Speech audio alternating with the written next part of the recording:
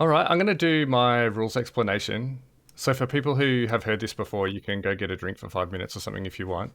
But I know we've got two new people, so I want to go through it.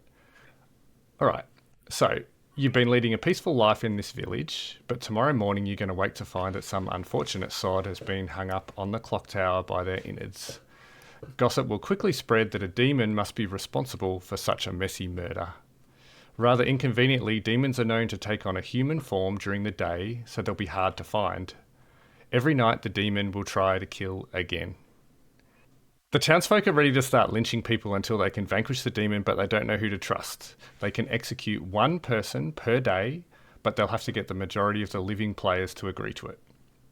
Towards the end of each day, they'll have the opportunity to nominate someone for execution, and the town will vote on it.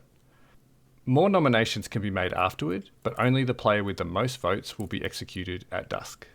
A player can only be nominated once per day, and they can only make a nomination of another player once per day. You'll soon receive a token with either a blue or a red character on it. If your character is blue, then you're on the good team. You will win if your team executes the demon. If your character on your token is red, then congratulations, you're on the evil team. You win if there's only two players left alive, and one of them is the demon. You can read what your character says by hovering over the token. Some characters learn things or do things during the night. I'll wake them up to use their ability by sending them a chat request, which will appear on the left-hand side of their screen in the voice tab. Some characters learn or do things during the day, or when someone or something else triggers them. You can find a list of all possible characters in play for this game on the Characters tab on the right-hand side of your screen. Most players' characters will die during the game. However, if your team wins, you win even if you're dead. You're not eliminated from the game. In fact, you can still participate in discussions, and you even have one final opportunity to raise your hand for a vote, which will often decide the game at the end. During the day, you'll have a chance to talk here in the town square or in the chat rooms listed in the voice panels on the left-hand side of the screen. Or you can invite someone to a private chat by hitting the Enter key and then selecting the player you'd like to invite. When you hit the Enter key, you can also see chat bubbles for your neighbours in the circle. They will let you send them a whisper by text. Other players may notice you whispering, but they won't be able to read it. So what do you actually do during the game? The good team will generally progress by selectively sharing what they know, with the aim of finding and executing the demon.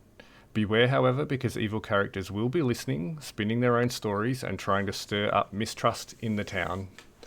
Some good characters' abilities incentivize them to keep their identity a secret, or even lie about who they are so that they don't become a target for the demon, or so that they can set a trap for one. You should know that it's possible for characters to become poisoned or drunk. If you are, you won't be told by the storyteller that it's happened, but while you are poisoned or drunk, your ability won't work properly. This might mean that an information gathering character receives incorrect information from the storyteller. That being said, my role as storyteller is to facilitate the game and make sure you understand it. So if you have any questions about your role or about a role you're pretending to be, then please ask me. You can send me a private chat request during the day, or if I wake you during the night, you can ask then. I'll attempt to give advice as best I can without giving anyone else's role away. It's okay to ask for help. If I can, I will. All right, I'm now about to start the game. If you have a role that wakes during the first night, you'll get a chat request from me soon, so watch the voice tab on the left-hand side.